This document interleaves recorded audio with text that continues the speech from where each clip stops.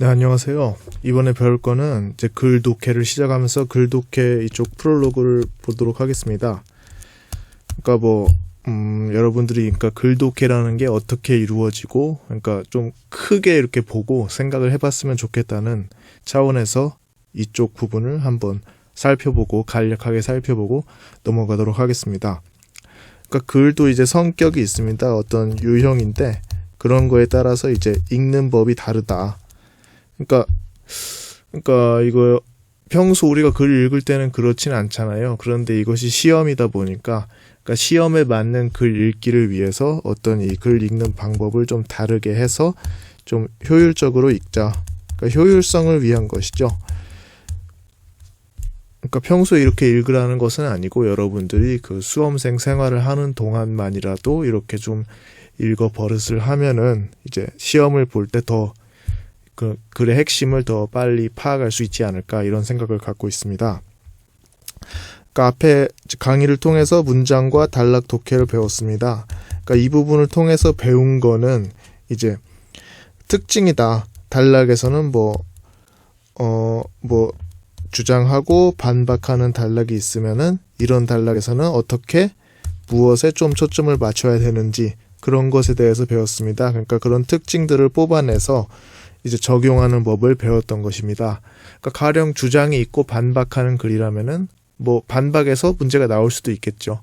그러니까 그런 점을 글을 읽을 때 미리 이제 우리가 파악을 해 놓는다면은 이제 기억이 안 나면은 찾아가기도 수월하고 만약에 기억이 난다고 하면은 문제를 좀 더 남들보다 빠르게 잘 풀 수 있을 것입니다. 그러니까 특징을 뽑아낸다는 거는 앞에서 핵심을 빠르게 찾아냈다는 것입니다. 이런 단락은 이렇게 이루어져 있고 이 구조가 이렇게 생겨서 핵심은 여기 이렇게 보면은 되겠구나. 이런 점을 빠르게 파악한다면은 이제 우리가 시간이 한정되어 있으니까 좀 더 빠르게 글을 읽을 수 있지 않나 생각합니다. 그러니까 글 독해도 앞에서 했던 것과 크게 다르지는 않습니다. 그런데 이제 글이란 거는 기니까 조금 이 방법을 다르게 하고 약간 좀 더 크게 보는 그런 식의 방법을 가지고 있습니다. 그래서 중요한 거는 여기에 나오는 두 가지입니다. 이제 핵심을 찾고 구조를 찾는 것인데 이제 핵심을 찾는 것에서 글쓴이의 생각이 들어가는 게 있고 이제 생각은 없이 이제 어떤 거를 정리해 준다거나 나열하거나 이런 것들이 있습니다. 그러니까 미리 우리가 이런 점들을 정리하고 글을 읽는다면은 좋겠죠. 그리고 이제 구조에 대해서는 이따가 설명을 하겠습니다. 그러니까 글의 핵심이라고 할 때는 이제 생각이 드러나는 글이 있고 설명에 주역하는 글이 있는데 우리가 여기서 이제 사실은 이제 논설문, 설명문, 비평문, 서사문 등 이제 다양한 글의 어떤 유형이 있는데 이거를 우리가 굳이 나누는 거는 이런 독해 과정에 있어서 특별한 의미가 없습니다. 이런 거를 이게 비평문이냐 서사문이냐 이렇게 물어보는 문제가 나오지 않기 때문에 오히려 이게 글쓴이의 생각이 들어있냐 없냐를 이제 파악하면은 풀리는 문제가 있기 때문에 이렇게 두 가지로 이렇게 나누어서 이제 이해를 하면은 되겠습니다. 그러니까 생각이 드러나는 글은 어떤 이제 핵심이 있는 거예요. 그 글쓴이의 생각이라는 어떤 큰 줄기가 있어서 그거에 맞게 글이 이렇게 구성되어 있기 때문에 핵심 위주로 빠르게 독해를 하는 것이 좋겠고 이제 설명에 주력하는 글은 어떤 거를 이제 이렇게 설명을 쭉 해주면은 이거는 여기서 설명하고 엔진이란 건 여기서 설명하고 바퀴는 여기서 설명하고 핸들은 여기서 설명하는구나. 그건 문제가 나왔을 때 핸들에 대해서 문제가 이렇게 나왔다 치면은 핸들은 여기서 설명하니까 이쪽을 좀 보면 되겠구나. 이렇게 위치가 파악이 빠르게 돼 있으면은 좋겠죠. 그런 것들을 이제 우리가 앞으로 이제 구체적인 내용들은 앞으로 단원에서 다룰 것이고 지금은 이제 그런 거다. 이런 게 있다. 우리가 좀 머릿속에 크게 좀 한번 그려보는 그런 시간이 됩니다. 그래서 이제 쉬운 거는 아무래도 생각이 드러나는 글이 이 생각에 맞게 글이 조직되어 있기 때문에 좀 더 수월하다고 생각을 합니다. 그래서 이제 이런 글이 나오면은 시험장에 갔을 때 좀 더 빠르게 풀고 이제 남은 시간들은 그 설명하는 글이나 문학이나 소설 같은 건 다 읽어야 되잖아요. 그런 거에서 좀 더 시간을 쓴다.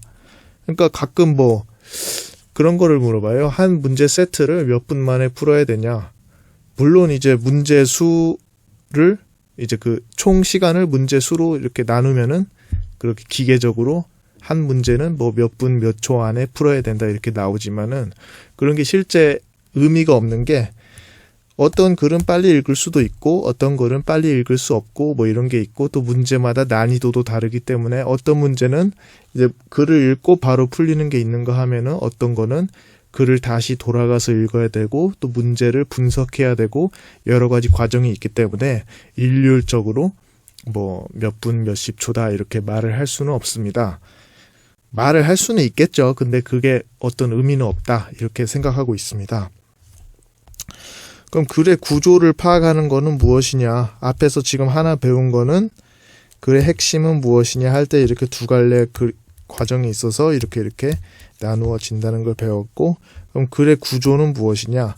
글의 구조라는 게 뭐냐 했을 때 글 자체는 이제 단락으로 구성이 됐잖아요. 단락은 문장으로 구성이 되고, 근데 뭐 문장까지 갈 건 없고 이 단락에서 글이 이렇게 단락 구성이 되는데, 그럼 단락들 간의 관계는 어떻게 되냐? 이 관계를 좀 이제 우리가 탐구하는 것입니다. 그러니까 가령 어떤 단락은 어떤 단락의 이제 원인이 되기도 하고 여기서 결과를 설명하기도 하고 이 단락은 이제 뭐 반박을 할 수도 있고 이제 뭐 그런 것들을 우리가 정확하게 이해하면은 문제가 나왔을 때 여기서는 어떤 반박하는 내용이 필요하다 했을 때는 이 단락을 금방 찾아가서 뭐 금방 찾을 수가 있겠죠. 그러니까 모든 거는 이 시간 문제와 연관이 됩니다. 그래서 이 책을 여러분이 보시는 것도 뭐 글 이해를 빠르게 하자 이런 것도 있지만은 가장 중요한 거는 시간의 문제입니다. 어떻게 효율적으로 읽을 것인가. 앞에서 맨 처음에 우리가 얘기했던 것처럼 이 속도와 정확성은 어떤 모순된 관계인데 그런 것을 이제 속도도 챙기면서 정확성도 챙긴다 했을 때 이제 이런 과정들이 필요하게 됩니다. 그러니까 글 구조도를 우리가 그려봐야 되는데 글 구조도라는 거는 가령 이런 글이 있다 생각해 보면은 이거를 이렇게 표현할 수 있습니다. 그럼 왜 이렇게 표현하느냐 했을 때는 원리를 배우고 이는 뭐죠? 응용도 해본다. 그러면은 원리를 배워서 응용을 해보는 건 바로 이어지는 거잖아요. 근데 이런 것들이 이렇게 한 번에 어떤 외국어 공부에도 적용이 된다 하는 거는 이 뭉치들이 한 번에 이렇게 들어가는 거니까 이렇게 표현을 했고요. 그러면은 단락 47은 이제 영어 공부, 중국어 공부는 어떤 구체적인 그 두 가지를 나열한 거죠. 여기서 빠져나와서 이렇게 나열이 되고, 근데 영어에는 이제 영어만의 이런 단락 5, 6의 특징을 나열하고, 이제 단락 8은 이 모든 것을 다 정리하는 거니까 이렇게 표현을 하였습니다. 그래서 약간 뭐 이 책에서의 약속이죠. 이 글 구조도는 이 책에서의 약속입니다. 그래서 뭐 그대로 이어지는 단락은 이렇게 하고 이 두 단락을 한 번에 정리하는 거는 뭐 가령 이쪽을 이렇게 좀 띄어서 이렇게 정리를 하고 뭐 그런 식이죠. 그러니까 여러분이 조금만 주의를 기울이면 알 수가 있고요. 또 굳이 그린다고 표현할 거 없이 이제 객관식으로 이 책은 구성이 되어 있기 때문에 좀만 논리적으로 생각하시면은 이 답을 금방 찾을 수가 있습니다.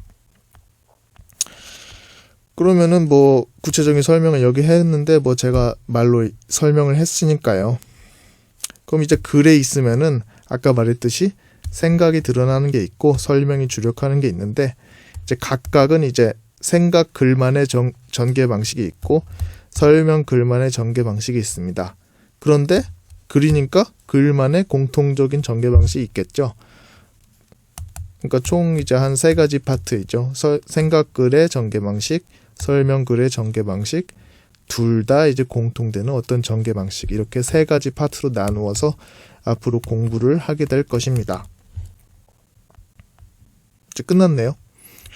그러니까 중요한 거는 이 여러분이 이제 계속 글 구조도를 맨 마지막에 또 얘기하는데 계속 이걸 연습을 해야 됩니다. 연습을 해서 이 글을 읽으면은 이 단락별로 이렇게 단락은 이제 실제는 구조가 없이 이렇게 쭉 있잖아요. 단락별로 이거는 이 내용, 이거는 이 내용 이렇게 알아가지고 문제가 나왔을 때 이제 여러분들이 1번은 뭐 엔진이다 했을 때는 엔진은 여기 나오는구나.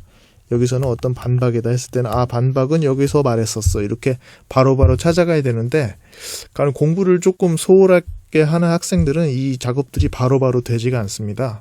그러니까 다시 뭐 반박이라고 해서 여기부터 이렇게 찾고 있으면은 시간이 끌고 또 이제 글 자체를 완벽하게 장악하지 못했기 때문에 정확성이 상당히 떨어지게 되는데 여러분들이 글을 아무튼 잘 읽으면은 그게 바로 문제의 정답을 맞춘다고 할 수는 없지만은 당연히 도움이 되고 실제 이 독해 연습만 제대로 해도 뭐 여러분들 4, 5등급이 평균이잖아요. 그래서 최소 한 2, 3등급에서 시작할 수 있지 않을까 뭐 이런 생각 갖고 있습니다.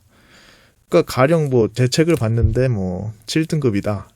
그거는 책에 어떤 문제가 아니라 그분이 어떤 책을 봤든 전혀 지금 되어 있지 않은 거지 이 책에 어떤 문제가 있고 이렇게 생각하지는 않습니다. 그러니까 좀 더 노력을 하셔가지고 이게 무슨 이야기고 이러한 목적을 가지고 있구나. 그냥 비판적 독해를 입문했잖아요, 우리가. 그러니까 여러분들이 그 문제를 읽을 때만 비판적으로 보지 마시고 이 책을 읽으면서도 이 사람은 왜 이거를 강조하나? 문장 독해 같은 경우에는 왜 이렇게 말하나? 여기서 이런 것들은 우리가 어떤 용어 약속이구나. 그러면 그 약속된 용어 자체가 엄밀하지 않다고 문의를 할 필요는 없잖아요. 그러니까 그런 점들을 좀 잘 이해를 하셔가지고 여러분들이 공부를 하셨으면 좋겠습니다. 그러면 다음에 이 구체적인 내용은 다음부터 알아보도록 하겠습니다. 감사합니다.